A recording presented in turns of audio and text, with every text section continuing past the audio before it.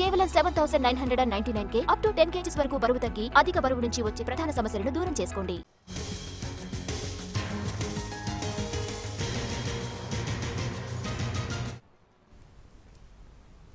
Luxury car dealer Basharat Khan ఇల్లు కార్యాలయంలో ED సోదాలు ముగిశాయి. గచ్చిబౌలిలోని ఎస్కే లాంజ్ లో 7 గంటల పాటు కూడా సోదాలు నిర్వహించారు ఈడీ అధికారులు.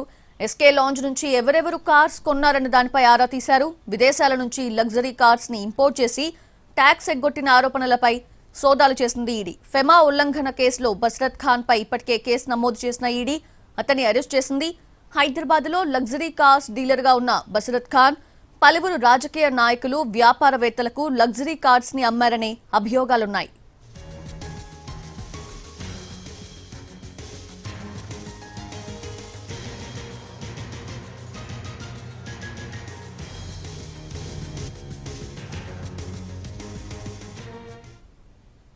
ఇదే అంశానికి సంబంధించి మోర్ అప్డేట్స్ అందించేందుకు మా ప్రతినిధి రవి లైవ్ లో సిద్ధంగా ఉన్నారు. ప్రెసెంట్ రవి, ఏ వ్యాపారవేత్తలు లేదంటే ఏ రాజకీయ నాయకులు తన నుంచి బసరత్ ఖాన్ నుంచి లగ్జరీ కార్స్ ని కొన్నారనే ఏదైనా లిస్ట్ ఆర్ నేమ్స్ బయటకు వచ్చాయా? సౌజన్య, గచ్చిబౌలిలోని ఎస్కే కార్ లాంజ్ లో సుమారు 7 గంటల పాటు ఈడీ అధికారులు సోదాలు నిర్వహించారు. కొద్దిసేపటి క్రితమే ఆ సోదాలు ముగిశాయి. ఇక్కడికి ఎస్కే కార్ లాంజ్కి వచ్చినటువంటి ఈడీ అధికారులు ఇక్కడ నుంచి ఎవరెవరు కార్లు కొనుగోలు చేశారు అనే దానిపైన పూర్తి వివరాలు సేకరించారు. ఇప్పటికే ఎన్నో ఆరోపణలు కూడా వస్తున్నాయి. ఎస్కే కార్ లాంజ్ నుంచి కొంతమంది సినీ రాజకీయ ప్రముఖులు, వ్యాపారవేత్తలు కార్లు కొనుగోలు చేశారు అని చెప్పి కూడా ఆరోపణలు వస్తున్నాయి. కాబట్టి ఎవరెవరు కొనుగోలు చేశారు, ఎలాంటి మోడల్ కార్స్ కొనుగోలు చేశారు, ఎంత ధరకు కొనుగోలు చేశారు, ఇన్ కేసు కొనుగోలు చేసి ఉంటే వాళ్ళ పేర్లపైనే కొన్నారా లేకపోతే ఇంకెవరైనా బినామీ పేర్లతో పెట్టుకున్నారా అనే వాటిపైన పూర్తి ఆధారాలు సేకరించారు. అయితే బసరత్ ఖాన్కు సంబంధించినటువంటి ఈ ఎస్కే కార్ లాంజ్తో పాటు తన ఇల్లు కార్యాలయాల్లో కూడా సోదాలు నిర్వహించారు. కొన్ని కార్ షోరూంలను మేనేజర్లుగా ఉన్నటువంటి వాళ్ళలో బసరత్ ఖాన్ ఫ్రెండ్స్ కూడా ఉన్నారని ఆధారాలు సేకరించినటువంటి ఈడీ అధికారులు తన ఇల్లు కార్యాలయాలతో పాటు స్నేహితుల ఇళ్లలో కూడా సోదాలు నిర్వహించారు. అక్కడ కూడా కొద్దిసేపటి క్రితమే సోదాలు ముగిశాయి.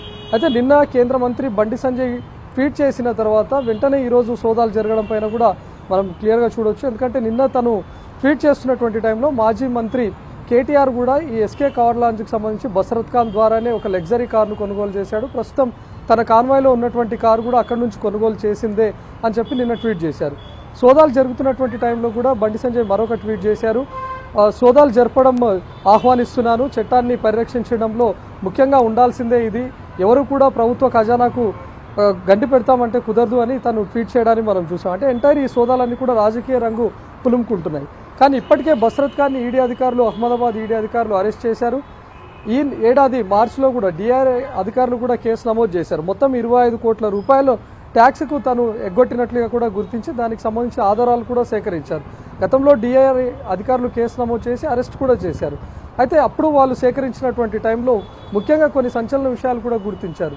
అమెరికా, జపాన్ నుంచి కార్లను దుబాయ్, శ్రీలంకకు మళ్లిస్తాడు, అక్కడి నుంచి లెఫ్ట్ సైడ్ స్టీరింగ్ ఉన్నటువంటి వాటినన్నింటినీ కూడా రైట్ సైడ్ స్టీరింగ్గా వాటన్నిటిని మార్చి అక్రమంగా హైదరాబాద్కు దిగుమతి చేసుకొని ఇక్కడ ఉన్నటువంటి వ్యాపారవేత్తలకు, సినీ రాజకీయ ప్రముఖులకు అమ్ముతున్నాడు. దీని ద్వారా ప్రభుత్వ ఖజానాకు గండిపడుతోంది, కోట్ల రూపాయల ట్యాక్స్ను వీళ్ళంతా ఎగ్గొడుతున్నారు అనే దానిపైన ఆధారాలు సేకరించారు. సో ప్రస్తుతం ఈడీ అధికారులు కూడా దీనిపైనే కాన్సన్ట్రేట్ చేశారు. ముఖ్యంగా ప్రస్తుతం మనము ఎస్కే కార్ లాంజ్లో చూస్తుంటే కోట్లాది రూపాయల విలువ చేసినటువంటి కార్లన్నీ ఇక్కడ ఉన్నాయి. ఒక్కొక్క మోడల్ కూడా కోట్ల రూపాయల విలువ చేస్తుంటుంది.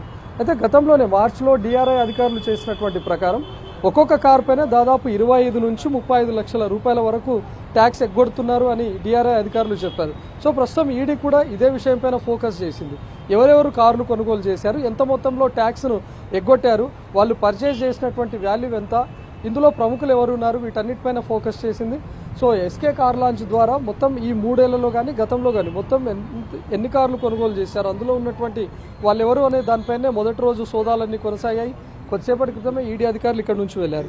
సో ఇంటి దగ్గర లభించినటువంటి డాక్యుమెంట్స్ కానీ స్నేహితుల ఇళ్లలో కూడా కొన్ని డాక్యుమెంట్స్ని వీళ్ళు కలెక్ట్ చేసుకున్నట్లుగా తెలుస్తుంది. వీటి ద్వారా ఈడీ కూడా కేసు నమోదు చేసే అవకాశం ఉంది. ఇప్పటికే డిఆర్ఐ కూడా కేసు దర్యాప్తు చేసి ఒక నివేదికను కూడా సిద్ధం చేసింది. డిఐఐ అధికారులు కేసు నమోదు చేసి వాళ్ళు సిద్ధం చేసినటువంటి నివేదికను కూడా ఈడీ తీసుకునే అవకాశం ఉంది. డిఆర్ఐ చేసినటువంటి దర్యాప్తులో ఎలాంటి అంశాలు బయటకు వచ్చాయి, ఈడీ కూడా ఈరోజు కార్ లాంచ్లో జరిపినటువంటి సోదాల్లో ఎలాంటి ఆధారాలు సేకరించారు, ఎలాంటి వివరాలు సేకరించారు అనే దాని ఆధారంగా ప్రస్తుతం ఇక్కడ ఉన్నటువంటి పేర్లు బయటకు వచ్చే అవకాశం ఉంది. సో ఈ రోజు వరకు వివరాలు సేకరించారు. ఇప్పటికే రాజకీయ నాయకులు చేస్తున్నటువంటి ఆరోపణల్లో చూస్తే బండి సంజయ్ మాజీ మంత్రి కేటీఆర్ పేరు చెప్పారు. వెంటనే స్పందించినటువంటి బీఆర్ఎస్ అధికారులు ప్రస్తుతం సిట్టింగ్లో ఉన్నటువంటి ఒక మంత్రి కూడా, కాంగ్రెస్ ప్రభుత్వంలో ఉన్నటువంటి ఒక మంత్రి కూడా ఒక కారును కొనుగోలు చేశారు. అది కూడా బస్రత్ ఖాన్ ద్వారానే కొనుగోలు చేశారు. మరి ఆ విషయాన్ని ఎందుకు ప్రస్తావించట్లేదు అని చెప్తున్నారు. సో ఎంటైర్ సోదాల తర్వాత కొంతమంది ప్రముఖుల పేర్లు కూడా బయటకు వచ్చే అవకాశం ఉంది. కొన్ని స్పోర్ట్స్ కార్లు కూడా ఇక్కడ ఉన్నాయి. అందులో చాలామంది సినీ ప్రముఖులు ఉన్నారు. కొంతమంది వ్యాపారవేత్తల కుమారులు కూడా ఈ స్పోర్ట్స్ లగ్జరీ కార్లను కొనుగోలు చేసినట్లుగా తెలుస్తుంది. సో ఈడీ సేకరించినటువంటి ఆధారాలతో కానీ, లేకపోతే ఈడీ సోదాలు జరిగిన తర్వాత రేపు ఒకరిపై ఒకరు ఆరోపణలు ప్రత్యారోపణలు చేసుకునేటటువంటి క్రమంలో మరికొంతమంది ప్రముఖుల పేర్లు కూడా బయటకు వచ్చే అవకాశం ఉంది. సో వీళ్ళు కేవలం ఇక్కడ కార్లు కొనేది కూడా తక్కువ ధరకే లభిస్తుంది. ఇంపోర్టెడ్ లగ్జరీ కార్స్ తక్కువ ధరకు వస్తుంది. అందులోనూ ట్యాక్స్ కూడా కట్టాల్సినటువంటి అవసరం లేదు అనే ఉద్దేశంతోనే కొనుగోలు చేస్తున్నారని ఈడీ కూడా ఆధారాలు సేకరించింది. కాబట్టి ఇప్పటి వరకు ఎంత మొత్తంలో ట్యాక్స్ను కొల్లగొట్టారు, ఒక్కొక్క కార్ మోడల్ పైన ఎంతవరకు ట్యాక్స్ కట్టాల్సి ఉంటుంది, వీటన్నిటిని ఎంతమంది ఎగ్గొట్టారు అనే దానిపైన ఈరోజు సోదాలో ఆధారాలు సేకరించారు. సౌజన్య. Ravi, thank you. Thanks for the live.